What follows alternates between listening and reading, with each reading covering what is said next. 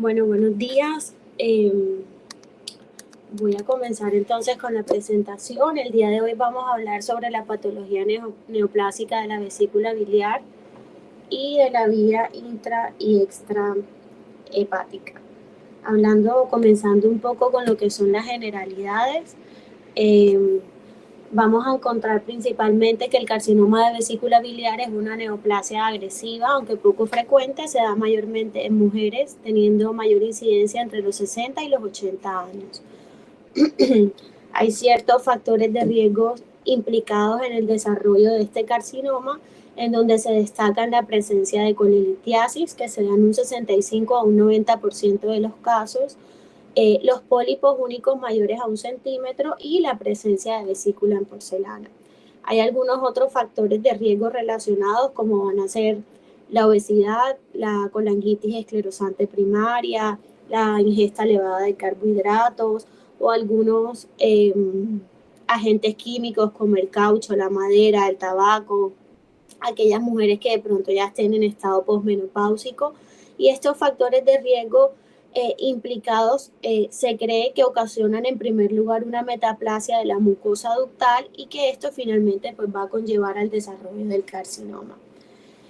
Cuando vemos que hay presencia de pólipos vesiculares, hay ciertas características que nos orientan a que pueden ser benignos o malignos. En cuanto a las características que nos orientan a la benignidad, vamos a encontrar que hayan multiplicidad y tamaño inferior a 10 milímetros de estos pólipos. Y en este caso, pues simplemente se sugiere un control en 3 a 6 meses, un control ecográfico. Sospechamos de malignidad cuando de pronto el tamaño de estos pólipos es mayor a 10 milímetros, cuando solamente encontramos un pólipo o además del pólipo hay colelitiasis asociada, que estos pólipos en el control que le hagamos con la ecografía aumente de tamaño de manera muy rápida. En este caso, pues lo que se recomienda es la extirpación quirúrgica. Bueno, se han descrito 3 formas de presentación del carcinoma vesicular, en donde están primero la masa que sustituye a la vesícula, que se da en un 40 a un 65% de los casos, el engrosamiento mural focal difuso en un 20 a un 30% de los casos, y el papilar en forma de masa polipoide intraluminal, que se da en un 15 a un 25% de los casos. En cuanto a las pruebas de imágenes, vamos a encontrar la ecografía, que esta va a presentar una precisión del 80% en la detección de las neoplasias de vesícula, como el primer método que vamos a utilizar para el diagnóstico. Tenemos la radiografía simple, esta lo que nos va a hacer es útil para valorar la presencia de colelitiasis, si hay vesícula en porcelana o si hay alguna colección que tenga presencia de gas en su interior. La tomografía es un estudio pues, de elección y tendrá su utilidad principal en cuanto a la estadificación y valoración de la resecabilidad del tumor. Y por último tenemos la colangioresonancia, que esta lo que va a hacer es que nos va a aportar datos más que nada por si hay afectación o no de la vía biliar. Entonces, comenzando con la masa que sustituye a la vesícula, vamos a encontrar que, bueno, en la ecografía se va a describir o se lo podemos ver como una masa de márgenes irregulares que reemplaza la vesícula y que puede invadir el hígado o la vía biliar. Es de aspecto heterogéneo con presencia de zonas hipoecogénicas que pueden presentar necrosis e imágenes hiperecogénicas con sombra posterior, ya porque puede estar relacionado o no a la presencia de litiasis o calcificaciones de la pared vesicular. Aquí tenemos un ejemplo de una ecografía donde vemos una masa hipoecogénica, heterogénea, que se encuentra en el lecho vesicular y que infiltra y desestructura como tal a la vesícula biliar. Vemos que hay como ciertas imágenes hiperecogénicas, que es la presencia de colelitiasis que nos arroja una sombra acústica posterior.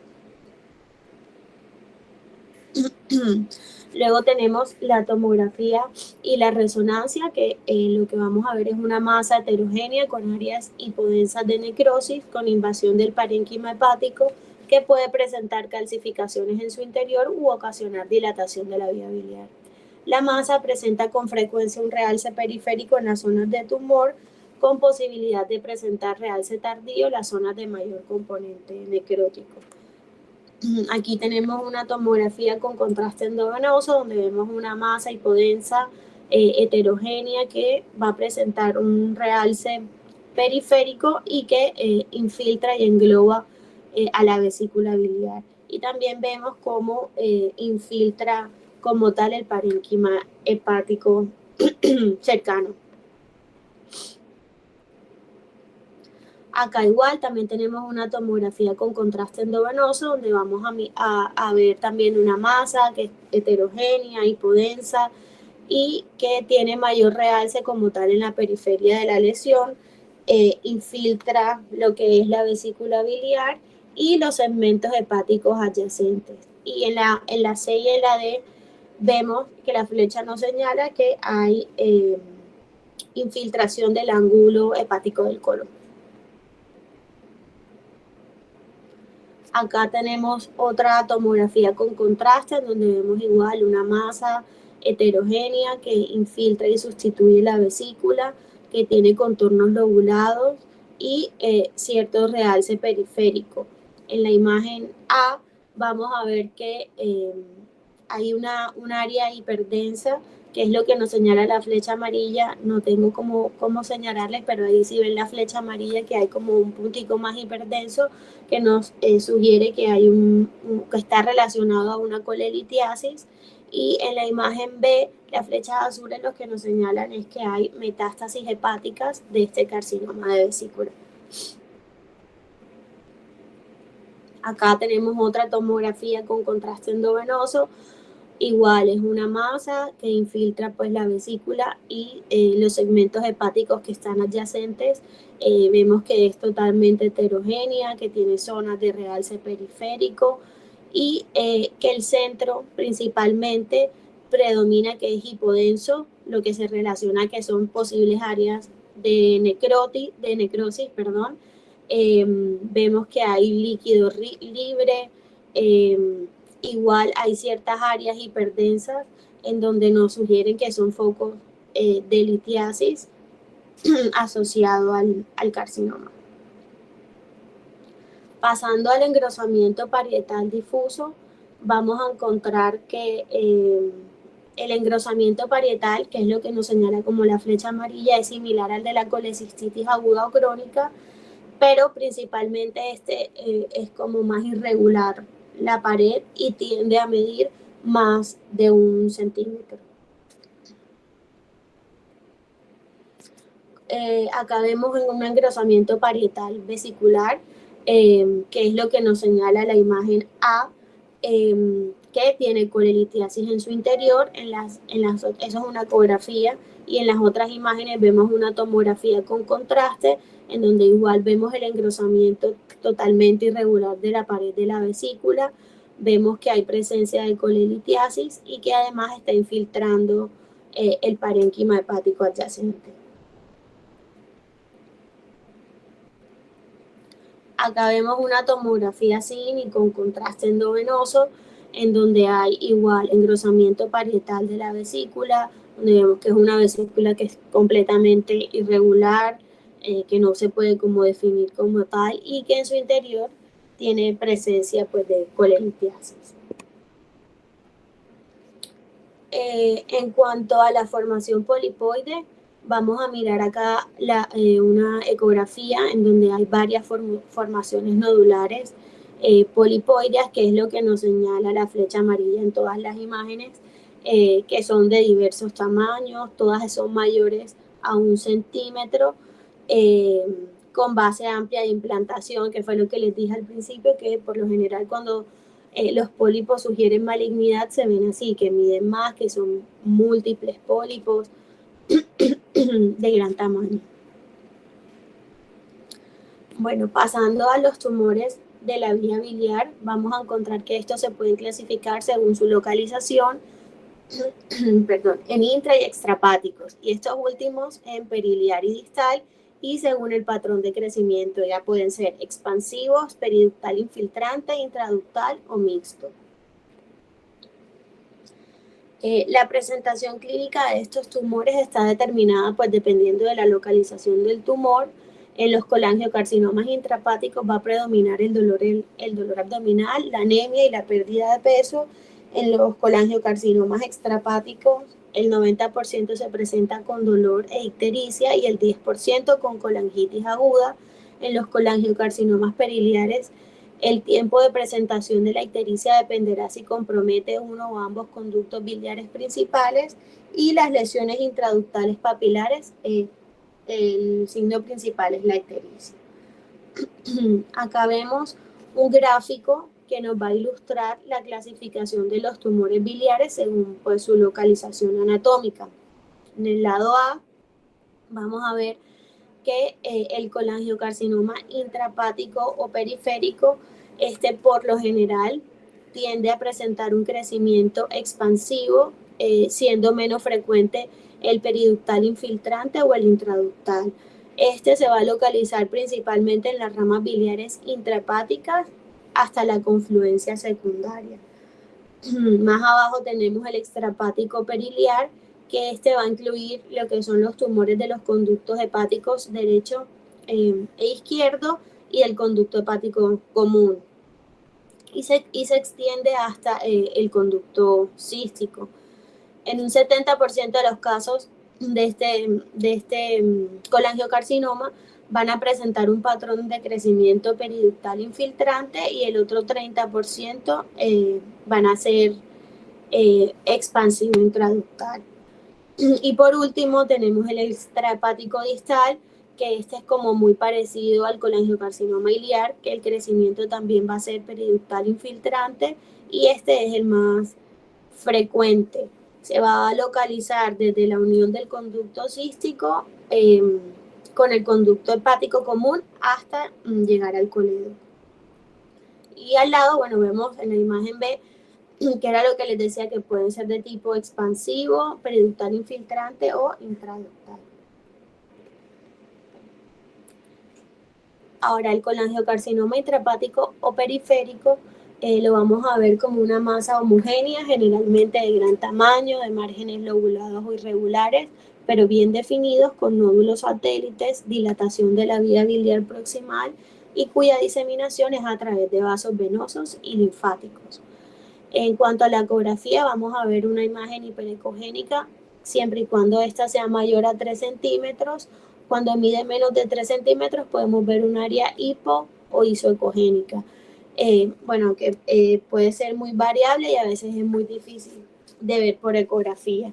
En cuanto a la tomografía, lo vamos a ver como una masa hipodensa que por su naturaleza fibrosa presenta un realce tardío. En algunos casos en que predomina la necrosis, el centro puede llegar a no realzar. Y en la resonancia la apariencia es variable, suele tener una periferia hiperintensa ante 2 e hipointensa ante 1 debido al predominio celular. El centro suele ser frecuentemente hipointenso ante 2. Acá vemos un ejemplo de un colangiocarcinoma intrahepático de crecimiento expansivo. Tenemos una tomografía en donde está en una fase arterial, una fase portal, una fase tardía, donde vamos a ver una lesión hipodensa en el lóbulo hepático derecho, que es por lo que nos señala la flecha, que es totalmente heterogénea, que tiene bordes mal definidos. Y si vemos en la imagen A, hay como un tenue anillo periférico hipercaptante en la fase arterial, que va a tener un realce heterogéneo y progresivo a través pues, de la fase del contraste. Y en la imagen D vemos es una resonancia en una secuencia STIR que nos va a mostrar como el comportamiento ligeramente hiperintenso y heterogéneo que presenta la lesión. Acá tenemos un colangiocarcinoma intrahepático de crecimiento expansivo. Estos son una resonancia en una secuencia T1 que tiene contraste en una fase también arterial portal, equilibrio y tardía, en donde vamos a ver cómo esta misma lesión que les mostré antes en tomografía va a tener el realce heterogéneo y progresivo como tal de la lesión en cuanto va pasando las fases del contraste endovenoso. Acá, pasando al colangiocarcinoma periliar o iliar, que también se conoce como tumor de Klatskin, vamos a encontrar que este representa en el 50 al 60% de los colangiocarcinomas y generalmente este tipo de tumor va a presentar un crecimiento periductal infiltrante y suele condicionar como el peor pronóstico de todos los tipos de los colangiocarcinomas que hay. En cuanto a la ecografía, lo característico es la dilatación de la vía biliar intrahepática y la no visualización de la confluencia de los conductos hepáticos derecho e izquierdo con la vía biliar distal de calibre normal. Generalmente la lesión es isoecogénica al parénquima hepático, con lo que su detección es dificultosa con esta técnica. En cuanto a la imagen que tenemos aquí proyectada, vamos a ver un colangiocarcinoma periliar tipo 4 según la clasificación de Bismuth-Corlet, que más adelante les voy a mostrar cuál es esta clasificación.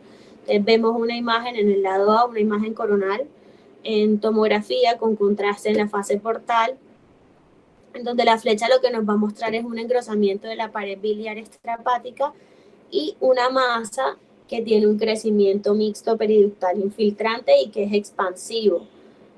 Al lado de las imágenes B y C lo que vemos es una colangioresonancia en donde vamos a ver que hay una oclusión de la luz de la vía biliar secundario pues a lo que vimos antes del engrosamiento de la pared por la masa que hay. Acá tenemos un colangiocarcinoma periliar intraductal. En el lado A tenemos una ecografía que nos está mostrando unas imágenes pues como del hígado. En la imagen B tenemos una tomografía coronal con contraste en una fase portal y en la imagen C tenemos una resonancia en una secuencia de T1 luego de la administración de contraste endovenoso en una fase ya tardía, en donde esto lo que nos muestra es cómo hay una ocupación del conducto hepático común y por esta ocupación lo que va a ocurrir es que va a haber una dilatación de la vía biliar intrahepática. Bueno, en la literatura existen múltiples modelos de estadificación para los colangiocarcinomas periliares.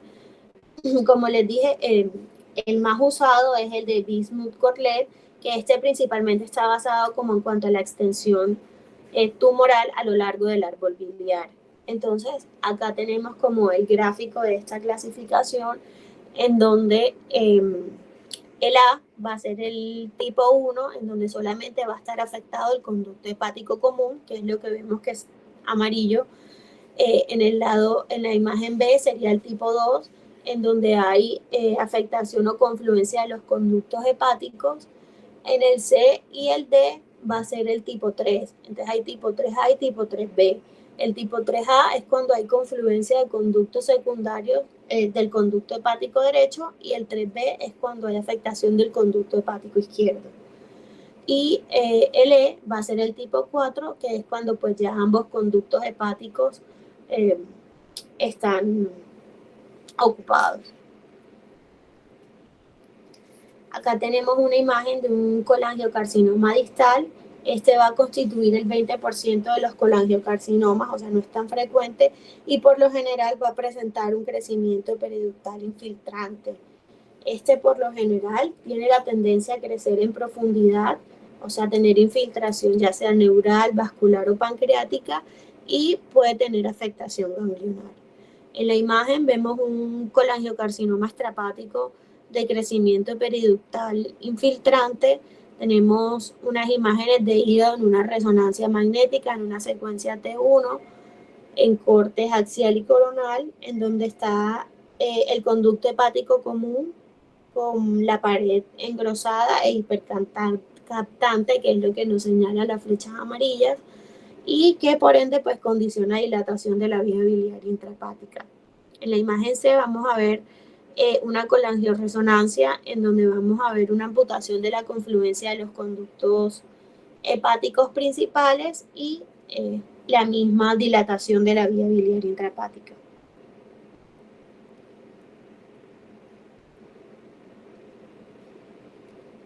Bueno, estos colangiocarcinomas se estadifican mediante el sistema TNM, para lo cual es es importante o primordial contar con una tomografía y con una resonancia.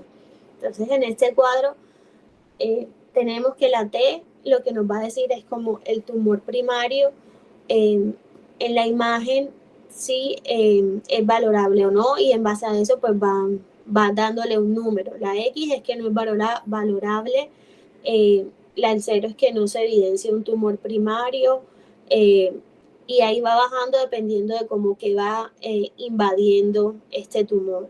La N es en relación a los ganglios linfáticos, si hay o no metástasis de los ganglios linfáticos regionales. Y la M es la metástasis a distancia. 0 es si no hay metástasis y 1 pues no si hay metástasis. Pasando al colangiocarcinoma de crecimiento intraductal, vamos a encontrar que esta es una lesión que se proyecta hacia la luz del conducto biliar, presentando en su mayoría una arquitectura papilar sin engrosamiento de la pared adyacente. Este muchas veces crece a través de la superficie mucosa, resultando en múltiples tumores, clásicamente denominado como papilomatosis biliar. En la ecografía la lesión tiende a ser isoecogénica y sin sombra, por lo que solo se identificará la dilatación de la vía y en algunas ocasiones puede ser discretamente hiperecogénica. La tomografía mostrará un nódulo dentro de un conducto biliar dilatado que realza con contraste. En ocasiones, en estudios sin contraste, puede mostrar niveles de atenuación mayor a la bilis, imitando a una litiasis, por lo que es importante pues, compararla con el estudio con contraste endovenoso. Acá vemos un colangiocarcinoma periampular. Tenemos unas imágenes en el lado A de una tomografía con contraste en fase portal y en el lado B una ecografía donde vamos a ver que hay una dilatación de la vía biliar extrahepática que va a condicionar una estenosis y una asimetría del colédoco en la región periampular. En la C es una ecografía con contraste en donde vemos que esta estenosis realza pues con el contraste. En cuanto a la papilomatosis biliar, aquí vemos una imagen del hígado en un plano axial, en una resonancia, en una secuencia T1, con contraste en una fase portal, en donde las flechas amarillas lo que nos están mostrando son múltiples lesiones intraductales que se encuentran en la vía biliar intrahepática y que pues estas lesiones lo que van a hacer es que van a condicionar dilatación biliar generalizada.